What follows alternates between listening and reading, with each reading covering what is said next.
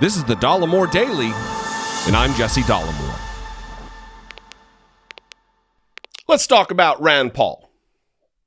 Rand Paul, the notably obsequious, bootlicking sycophant of Donald Trump, who used to arguably be able to pull off that he was a man of principle, maybe sometime in the past. But after Donald Trump, that notion has been just roundly understood as a facade. He is, by all accounts, a liar, a grifter, a charlatan. All of the descriptors that you could find to describe Republicans fit to a T Rand Paul.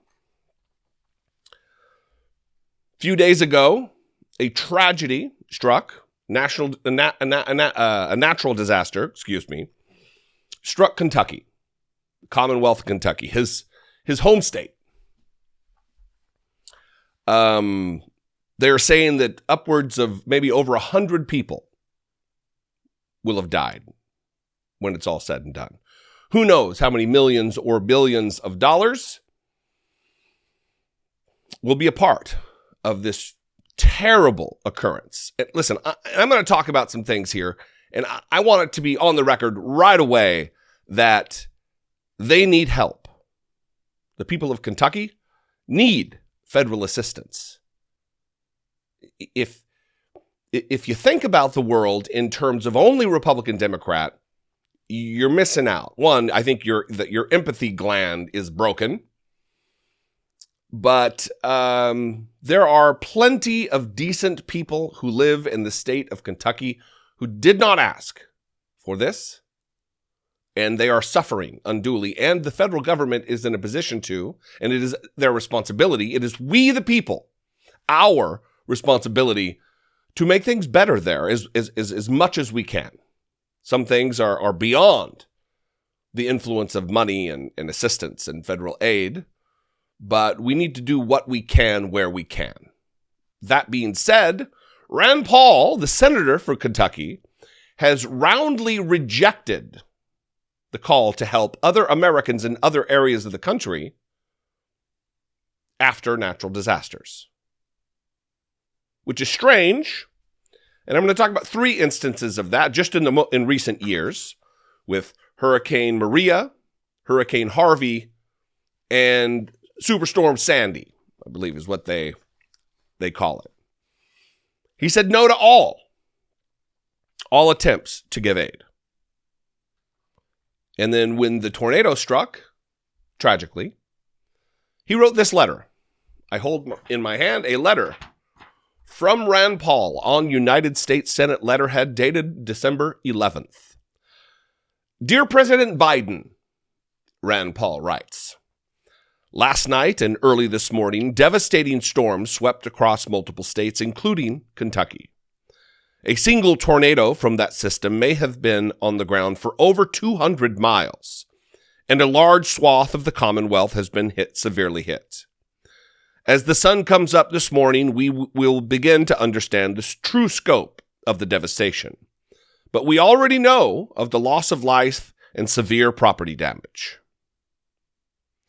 The governor of the Commonwealth has requested federal assistance this morning, and certainly further requests will be coming as the situation is assessed. I fully support those requests and ask that you move expeditiously to approve the appropriations resources for our state. Sincerely, Rand Paul, MD, United States Senator. Senator Paul, I hope you get your aid. I hope the people and their suffering is eased. And whatever measure that the money will assist, I hope that it comes swiftly. Having said that, it is strange because of these instances right here. You voted no in 2013 when the money was being appropriated for the Hurricane Sandy that occurred in October and November of 2012. Fatalities, 233. Damage, $68.7 billion.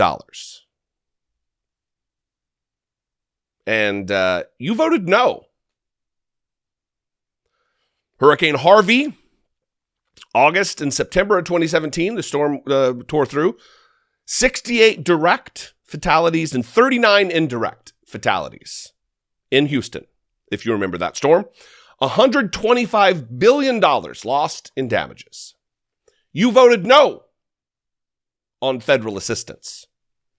And then, of course, infamously, Hurricane Maria, Puerto Rico. A fatality total of about 3,100, 3,059. And in Puerto Rico, 2,975. Nearly 3,000 deaths just in Puerto Rico. $91.61 billion in damage. This happened in September and October of 2017. There are still parts of the island that are devastated because of this single storm. Impacted beyond measure or belief. Rand Paul voted no for assistance. So I'm going to play a clip from October 24th, 2017, I believe is the date. And remember this letter. Remember this sentence when you're hearing this clip. The clip's a minute and a half or so. The governor of the Commonwealth has requested federal assistance this morning, and certainly further requests will be coming as the situation is assessed. I fully support those requests and ask that you move expeditiously to approve the appropriate resources for our state. Remember this request for money when it affected his people, his constituency. Remember that, because when there were cries for help, this is what he had to say then. Senator Rand Paul was one of 17 Republicans to vote against the disaster aid bill. He came to the Senate floor to talk about his opposition to the bill and the federal debt. His remarks are 40 minutes. We currently have a $20 trillion debt. And you might ask yourself, whose fault is it? Republicans or Democrats? The easy answer is both. Both parties are equally responsible, equally culpable, and equally guilty of ignoring the debt, ignoring the spending problem, and really, I think, allowing our country to rot from the inside out. This year, the debt will be $700 billion. The deficit will be $700 billion for just 1 year for our country. $700 billion.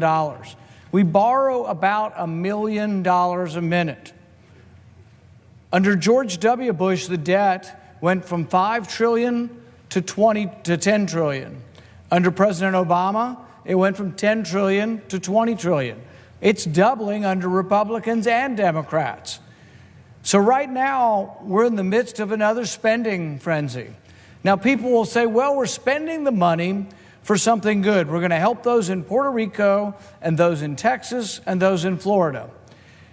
My point is if you're going to spend money to help someone in need, maybe we should take it from another area of spending that's less in need. I think that just simply borrowing it, even for something that you can argue is compassionate, is really foolhardy and may make us weaker as a nation. Gross. Disgusting. Because none of the reasons he gave, we still have a large debt, an increased debt even from what we had under Obama because of Donald Trump, because they passed wild and reckless tax cuts for the wealthy that were not paid for. When you give tax cuts to people, it decreases the federal revenue. And if there's no way to shore up that money, like he's talking about, well, we could take it from here and give it to there. Blah, blah, blah, blah, blah, blah. People are suffering. People are dying. People are miserable because of something that happened that was out of their control. So we're supposed to play these budget games? No. No. And the reason no is because it's obvious. Because when it happens to him, when it happens to Rand Paul, what does he do? He writes a letter requesting money because he is a vile, sinister hypocrite. who should be ashamed of himself, not for the help he's trying to get for Kentuckians, but for the help he denied other Americans who were in equally desperate straits. Gross, disgusting, and on brand for Rand Paul and Republicans everywhere. Anyway, I'd love to know what you think. You can call, leave me a brief voicemail, 714-576-4054. Of course, you can email me daily at dollemore.com. Thanks for your time and attention today. I appreciate you guys so much. Follow me on social media. I'm at Dollemore just about everywhere. Instagram, Twitter, TikTok, the social media. And if I bring you value, only if I do, if there's someone else out there who brings you more value, does more for you, you think does a better job, whatever, support that person. There's plenty of people on this platform who are in an independent space, not corporate run, corporate paid, corporate owned. And now is no better time to support independent media. But if I am your flavor and you like what I do, you appreciate what I do, I bring you some good feeling, please consider supporting my work. You can click the join button below this video, become a channel member for about $1.99 a month, or you can go over to patreon.com/IDoubtItPodcast. Anyway, I love you guys. I will see you next time. Until I do, be genuine. Take care of one another.